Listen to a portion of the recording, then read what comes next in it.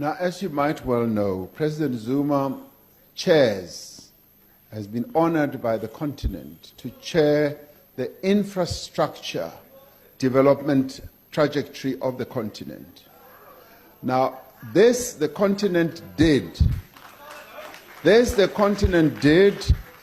out of an informed realization of how South Africa, as led by President Zuma, has been able to change the infrastructure trajectory of our country and move it forward. And you look at the record that has been achieved, the infrastructure layout and development that has taken place in our country in recent years is second to none on the continent. It's second to none. And I think let us give due regard and respect where it is due. Where it is due, let us give it. And no, I think you better listen.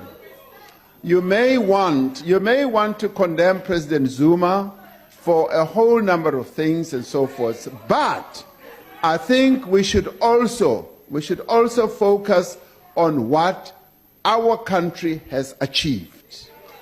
It has achieved a phenomenal amount of progress, and African leaders recognize that, they've seen that, and that is why they appointed President Zuma to be the champion, listen to this, the champion of infrastructure development on the continent.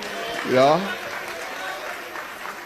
So I think recognize that. And how do we plan to institutionalize good leadership?